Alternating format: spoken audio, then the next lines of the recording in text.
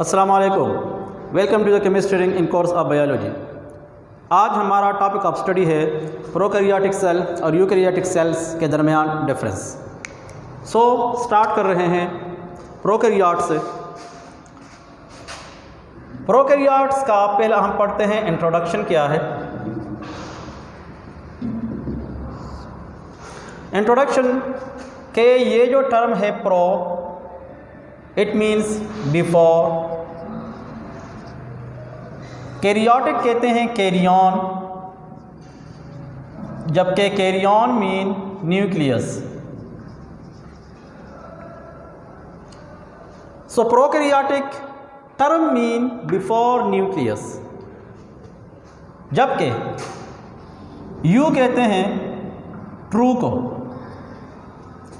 Carrion mean nucleus.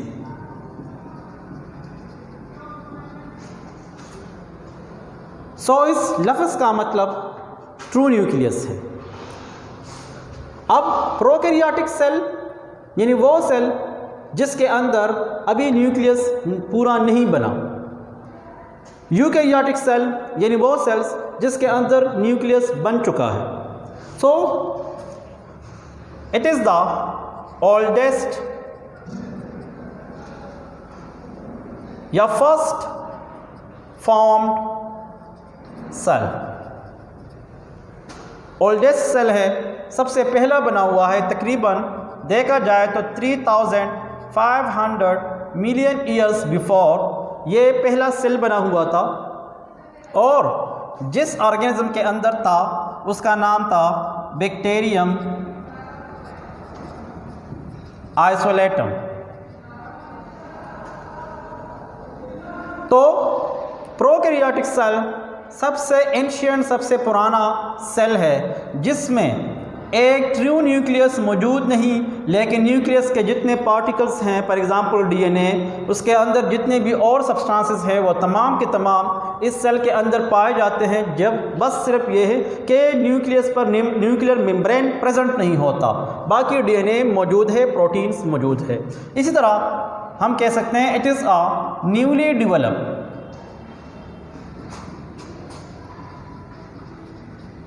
या newly formed cell.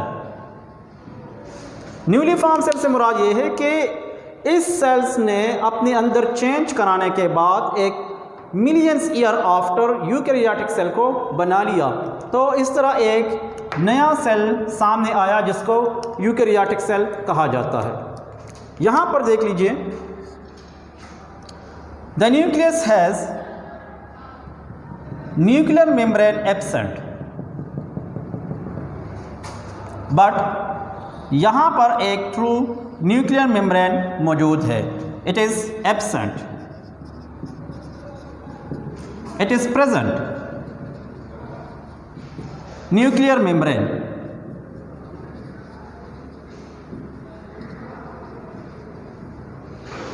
यानी nuclear membrane एक जगह पर मौजूद है तो दूसरी जगह पर एब्सेंट है। यहाँ पर बाकी न्यूक्लियस के अंदर जितने भी सब्सटेंसेस हैं दे ऑल आर प्रेजेंट, और यहाँ पर तो ऑलरेडी प्रेजेंट है। तो सबसे पहला जो डिफरेंस यहाँ पर हमने कह दिया कि एक ये बहुत पुराना, एक नया डेवलप। दूसरा ये कि इसके अंदर ट्रू न्यूक्लियस नहीं है तो इसके अंदर ट्रू न्यूक्लियस मौजूद है। उसके साथ और डिफरेंसेस पढ़ लेते हैं।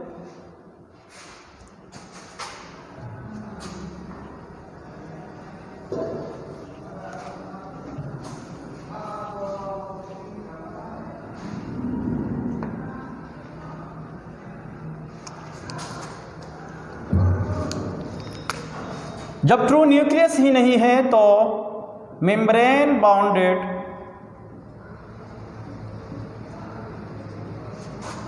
ऑर्गेनेलीज भी एब्सेंट है, जबकि यहाँ पर मेम्ब्रेन बाउंडेड ऑर्गेनेलीज तमाम प्रेजेंट है। मेम्ब्रेन बाउंडेड ऑर्गेनेलीज से मुराद क्या है, जहाँ पर प्रेजेंट है यहाँ पर बताता हूँ। For example mitochondria, Golgi bodies, endoplasmic reticulum, lysosomes etcetera. यहाँ पर ये तमाम एब्सेंट होते हैं, जबकि यहाँ पर ये तमाम प्रेजेंट है। तो ये भी एक फ़र्क है कि जब ट्रू न्यूक्लियस ही नहीं है, इसका ताल्लुक न्यूक्लियस के साथ है, कि जब न्यूक्लियस ही नहीं है तो इसके अंदर ये सब्सटेंसेस भी एब्सेंट होते हैं। अब जब न्यूक्लियस प्रेजेंट है तो ये तमाम ऑर्गेनेलीज प्रेजेंट होते हैं। अब देखा जाए तो इस ऑर्गेनेलीज में से हर एक का अपना अपना फंक्शन है। For example, the mitochondria is called as the power house of cell. Power house,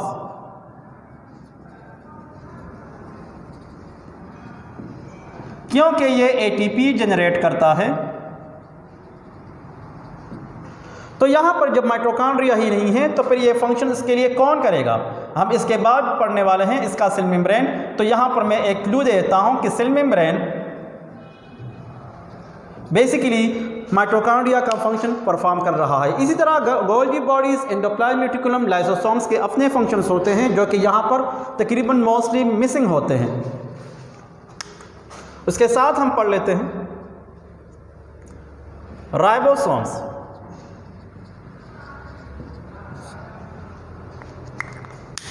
ribosomes यहां पर पाए जाते हैं 70S, जबकि यहां पर पाए जाते हैं 80S। इससे मुराद ये है कि इस सेल के अंदर ribosomes basically they are smaller in size, जबकि यहां पर they are larger in size.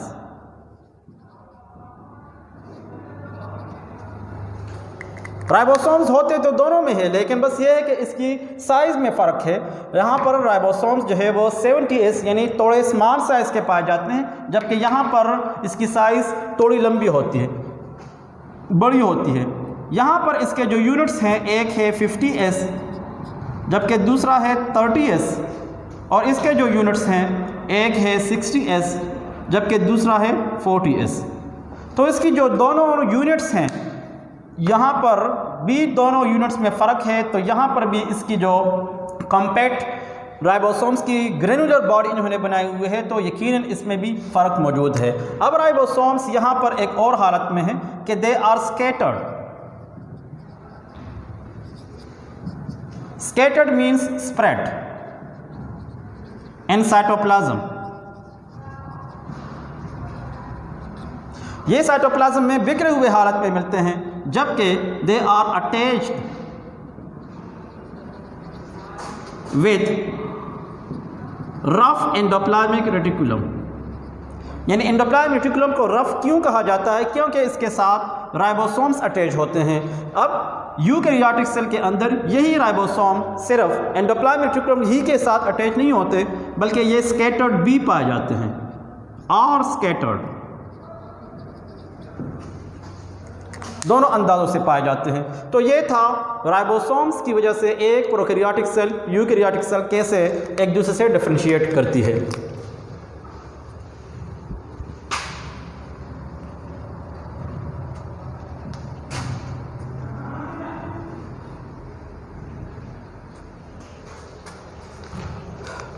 एक और चीज़ के बारे में जिक्र कर लेते हैं जो कि कहलाता है सेल वॉल। सेल वॉल किसी सेल के अंदर एक आउटर मोस्ट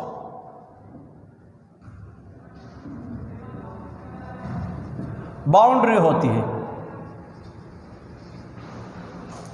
सेल वॉल यहां पर भी है तो सेल वॉल यहां पर भी है यूकैरियोटिक सेल के अंदर।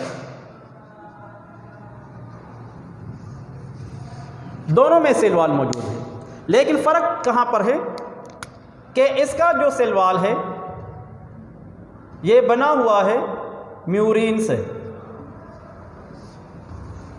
जो एक कॉम्प्लेक्स स्ट्रक्चर है।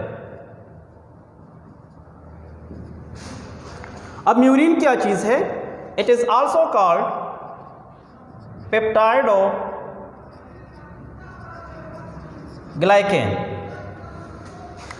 पेप्टाइडोग्लाइकेन क्या चीज़ है?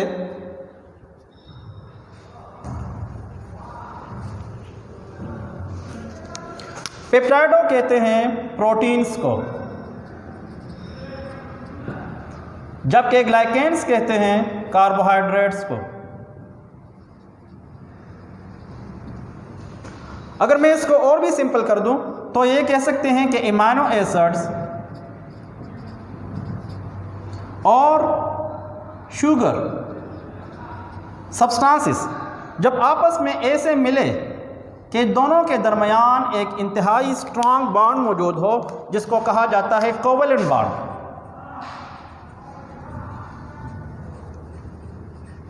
तो इस कोवेलेंट बॉन्ड की वजह से ये एक दूसरे के साथ इंतहाई सख्ती से अटैच होते हैं, तो एक कम्प्लेक्स स्ट्रक्चर बना लेते हैं जिसको पेप्टाइडोग्लाइकेन या नॉर्मली म्यूरिन कहा जाता है। तो इसका cell wall commonly prokaryotic cell के अंदर इससे बना हुआ है। लेकिन एक चीज़ एक्सेप्शनल मैं बता देता हूँ, एक्सेप्शन वो ये है कि एक बैक्टीरिया है जो कि ग्राम पॉजिटिव है और जिसका नाम है माइकोप्लाज्मा। माइकोप्लाज्मा वो वाहिद बैक्टीरिया है विच लैक सेल वॉल, कि जिसमें सेल वॉल नहीं होता। बस यही एक अच्छा एमसीक्यू है कि इसके अंदर कौन सा बैक्टीरिया है या कौन सा प्रोकैरियोटिक सेल है जिसके अंदर सेल वॉल पाया नहीं जाता, वो माइकोप्लाज्मा है। दूसरा जो एमसीक्यू आता है कि कौन से बॉन्ड पर ये पेप्टाइडोग्लाइकेन कम्प्लेक्स अटैच होते हैं, ये आ जाता है। तीसरा जो क्वेश्चन है वो है कि प्रोकैरियोटिक सेल का सेल वॉल बेसिकली किस चीज़ से बना हुआ होता है, वो है म्यूरिन। तो ऑप्शन में काइटिन, सेलुलोज, इस तरह के और ऑप्शन भी होंगे। जबकि cell wall of the eukaryotic cell का सेल वॉल जो है ये plants cell, animal fungi cell, दो जगहों पर होता है। जबकि एनिमल सेल के अंदर सेल वॉल नहीं होता, लेकिन प्लांट सेल के अंदर और फंजाई सेल, ये दोनों ट्रू यूकैरियोटिक सेल से बने हुए हैं या है। तो प्लांट सेल का सेल वॉल बेसिकली सेलुलोज से बना हुआ होता है, जबकि फंजाई का काइटिन से। अब ये दोनों क्या है? ये दोनों जो है these are the polysaccharides. Polysaccharides means carbohydrates. ये दोनों कार्बोहाइड्रेट्स हैं, लेकिन इन दोनों की स्ट्रक्चर में फ़र्क पाया जाता है, क्योंकि यहाँ पर इसके जो पेंटोज शुगर है उसके साथ एक एक्स्ट्रा इमानो ग्रुप अटैच है। इसी वजह से सेलुलोज और काइटिन में फ़र्क पाया जाता है। हालांकि दोनों पॉलीसेकेराइड्स हैं और प्लांट सेल वॉल और फंजाई सेल वॉल को ये मुख्तलिफ अंदाज़ों से बना लेते हैं। तो यहाँ पर हम कह सकते हैं कि सेल वॉल दोनों में फ़र्क पाया जाता है।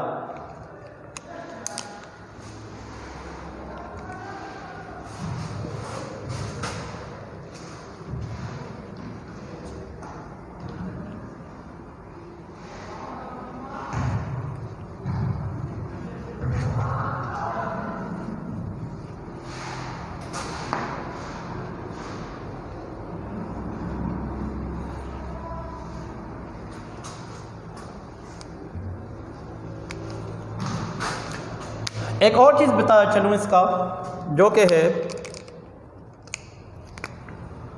क्लोरोफिल।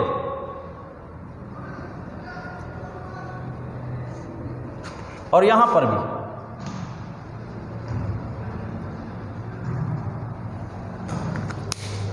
क्लोरोफिल क्या चीज़ है? एक ग्रीन पिगमेंट है।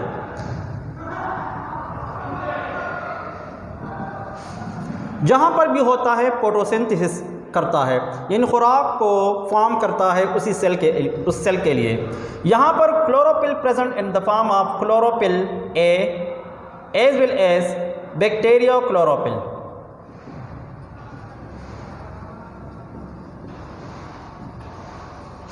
ये बैक्टीरिया का सेल, तो ये बैक्टीरिया का डीएनए।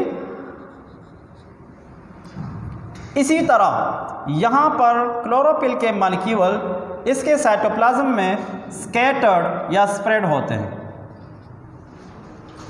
तो हम कह सकते हैं कि इसका क्लोरोफिल मॉलिक्यूल सिंपल तरीके से यहाँ पर सस्पेंडेड है, लेकिन ये फोटोसिंथेसिस करता है। शायद ये जो फोटोसिंथेसिस यूकैरियोटिक सेल से थोड़ा सा डिफ्रेंशिएट है इसका फोटोसिंथेसिस या मेथड ऑफ फोटोसिंथेसिस, लेकिन फिर भी चूँकि फोटोसिंथेसिस कर रहा है, इसी वजह से हम कहते हैं कि the prokaryotic cell have the process of they do the process of photosynthesis by the presence of the chlorophyll molecule that are scattered throughout the cytoplasm। जबकि क्लोरोफिल यहाँ पर बाकायदा पाया जाता है एक स्ट्रक्चर जो कि डबल मेम्ब्रेन है, उसको कहा जाता है chloroplast. The chloroplast is present here while the chloroplast is absent here। इस क्लोरोप्लास्ट के अंदर थाइलेकॉइड के इस तरह के स्ट्रक्चर्स मौजूद हैं जो कि ग्रेनम बनाते हैं इसके लिए, जो कि इस तरह के आपस में जुड़े हुए हैं। अब यहाँ पर क्लोरोफिल मॉलिक्यूल इसके ऊपर डॉट डॉट की शक्ल में नज़र आते हैं। So these are the chlorophyll. अब यहाँ पर क्लोरोफिल के कौन से अक़साम पाए जाते हैं, तो क्लोरोफिल ए भी होता है, बी पाया जाता है, इसी तरह कैरोटीनॉइड्स भी पाए जाते हैं जो कि फोटोसिंथेसिस में अहम रोल प्ले करते हैं। तो फ़र्क यहाँ पर यह है कि क्लोरोफिल यहाँ पर किस अंदाज में है, जबकि यहाँ पर किस अंदाज में क्लोरोफिल पाया जाता है। तो बाकायदा डिफरेंस हम स्ट्रक्चरली देख रहे हैं।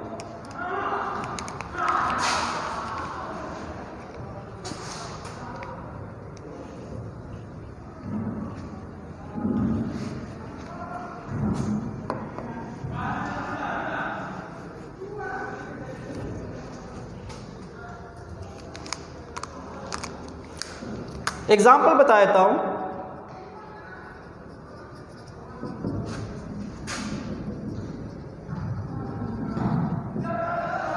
एग्जाम्पल्स आर बैक्टीरिया, सायानोबैक्टीरिया या ब्लू ग्रीन एल्गी,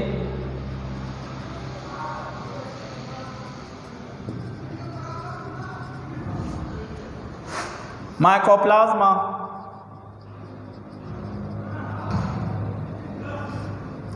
एनार्किया। जबकि यहाँ पर इसकी एग्जाम्पल हैं किंगडम प्रोटेस्टा,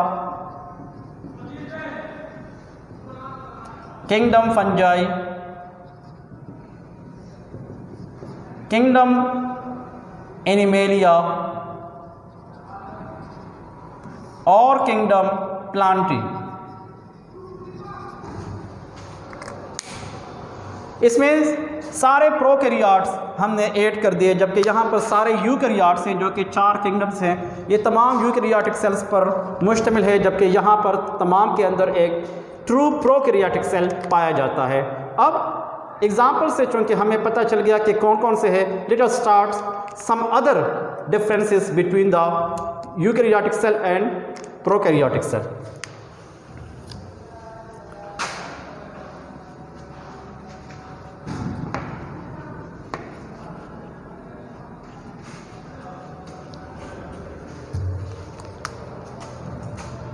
एक और चीज पढ़ लेते हैं जिसको कहा जाता है साइटोस्केलेटन।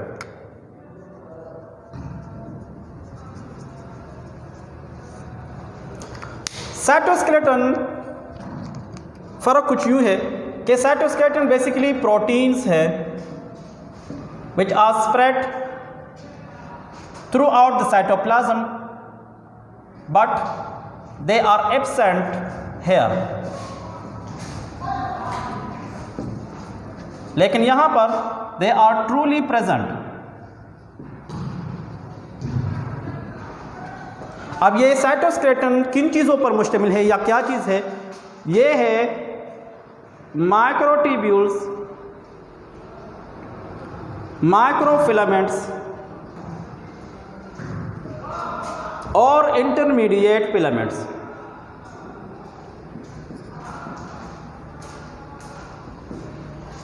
जो कि सेल के लिए सेंट्रियोल्स और स्पेंडल फाइबर्स बनाते हैं। जिसकी वजह से सेल को और फंक्शन भी कर रहा है, जो अभी मैं डिस्कस कर रहा हूँ कि for example they are involved in the process of cyclosis, the streaming movement of cytoplasm.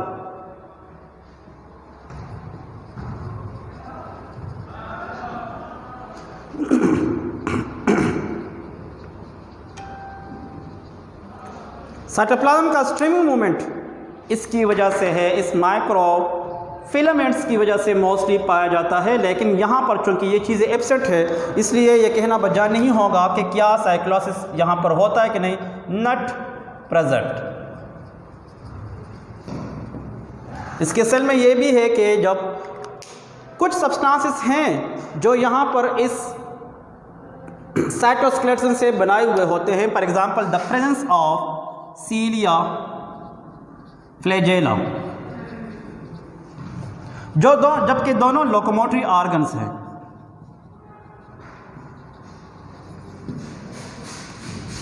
ये भी इसी माइक्रोट्यूब्यूल से बने हुए हैं।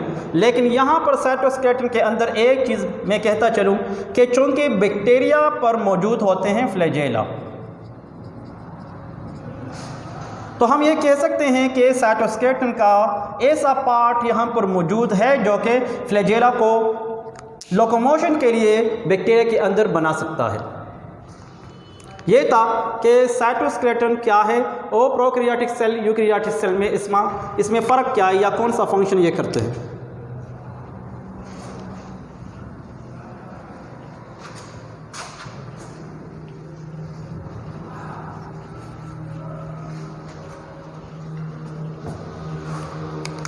इसके बाद पढ़ लेते हैं एक और पॉइंट जो कि है डिवीजन। डिवीजन से मुराद ये है कि ये अपने नंबर्स कैसे डबल कर लेते हैं। For example if it is a bacteria, it has the structure of DNA.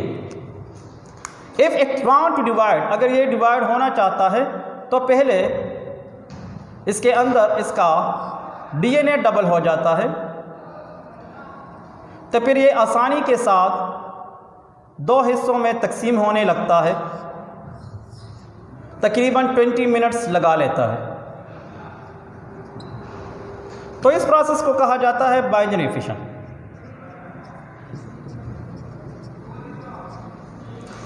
यानी प्रोकैरियोटिक सेल जब अपने नंबर्स में दुगना हो जाते हैं तो एक प्रोसेस है जिसको बाइनरी फिशन कहा जाता है, उस वजह से ये अपने आप को डिवाइड कर लेते हैं। जबकि यहाँ पर प्रोसेस बाइनरी फिशन भी मौजूद है।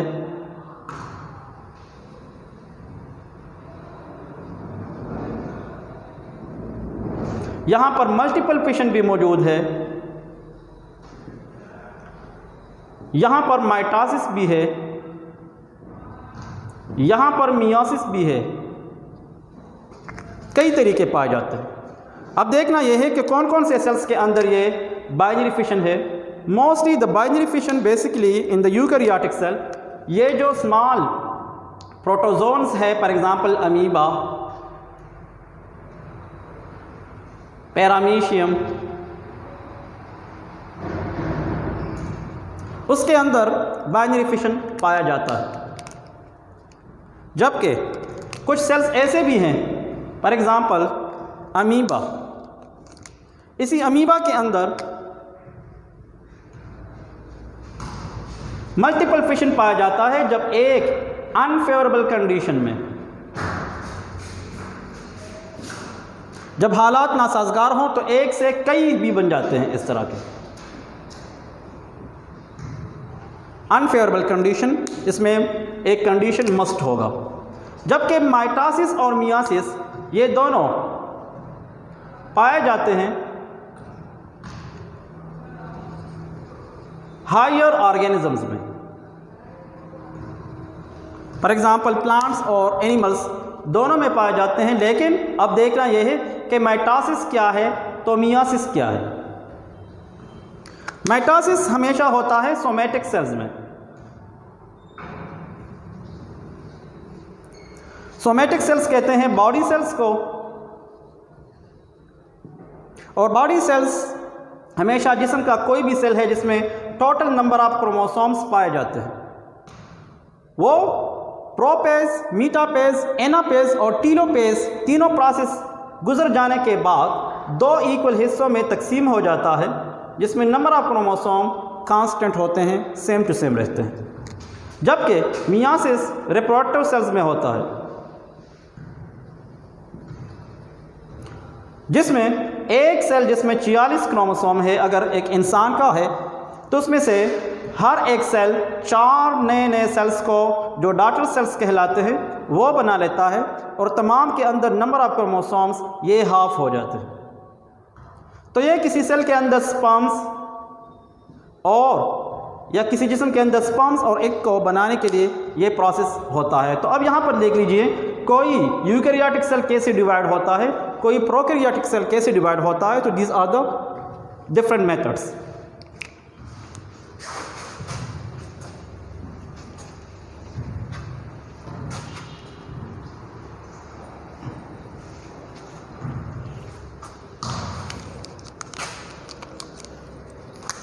क्रोमोसोम्स की बात कर लेते हैं।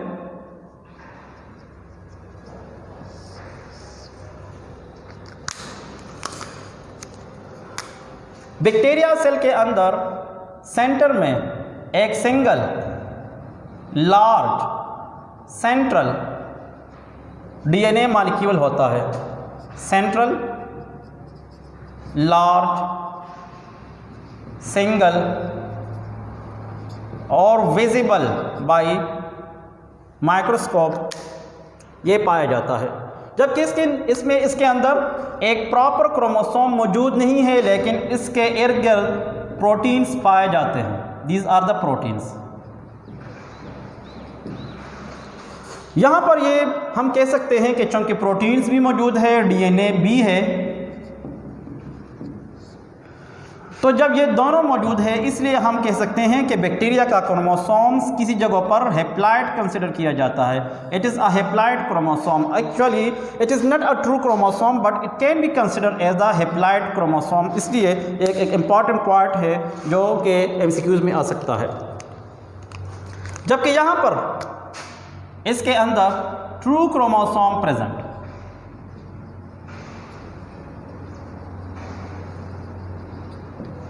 ट्रू क्रोमोसोम क्या है? ट्रू क्रोमोसोम से मुराद के दीज आर द न्यूक्लियोप्रोटीन्स। कौन से न्यूक्लियोप्रोटीन्स? न्यूक्लियोप्रोटीन से मुराद के डीएनए और प्रोटीन से मुराद हिस्टोन्स। यानी ये क्रोमोसोम्स इसी डीएनए और इसी हिस्टोन प्रोटीन मॉलिक्यूल से बन जाता है। तो यहाँ पर इसके अंदर देख लीजिए और इसके अंदर देख लीजिए, dear DNA and histones are the hereditary material that found inside the chromosome, या they make the chromosome molecule, while their hereditary material of the prokaryotic cell are just the DNA molecule।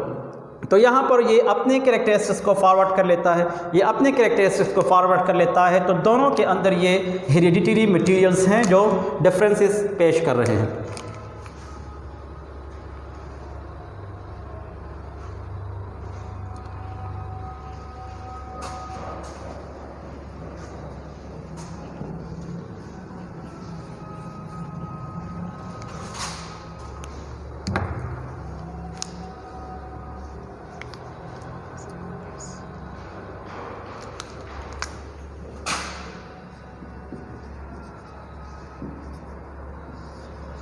एक term है जिसको nuclide कहा जाता है। Nuclide से मुराद ये है कि a dense medium in cytoplasm in which DNA lies. ऐसा पार्ट क्रोमोसोम का या ऐसा जगह साइटोप्लाज्म का किसी प्रोकैरियोटिक सेल के अंदर जहाँ पर इसका डीएनए मौजूद है और वही डीएनए एक ख़ास डेंस मीडियम में पाया जाता है, उसी डेंस मीडियम को न्यूक्लियाइड कहा जाता है। जबकि यहाँ पर ट्रू न्यूक्लियस चूंकि मौजूद है, तो न्यूक्लियाइड यहाँ पर एब्सेंट है। एक लास्ट पॉइंट बता देता हूँ जिसका नाम है प्लाज्मिड। प्लाज्मिड बेसिकली क्या चीज़ है? Plasmid is an extra chromosomal DNA. DNA की तरह एक छोटा सा पार्ट यहाँ पर एक और मौजूद है, जस्ट लाइक दिस। ये डीएनए है, तो डीएनए की तरह एक छोटा शक्ल और भी पाया जाता है। ये वो प्लाज्मिड है जो इसके अंदर पाया जाता है। अब सम बैक्टीरिया के अंदर ये मौजूद है, कुछ के अंदर नहीं, लेकिन इसका फंक्शंस क्या है? इसका फंक्शन ये है कि ये टॉक्सिसिटी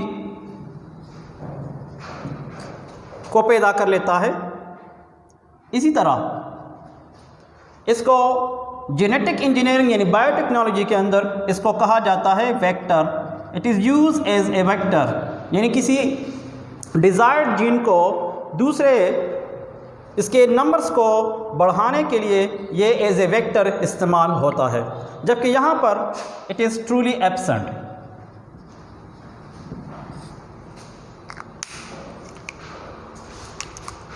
आज के टॉपिक के अंदर हमने प्रोकैरियोटिक सेल, यूकैरियोटिक सेल, उसके मुख्तलिफ डिफरेंसेस पढ़ लिए।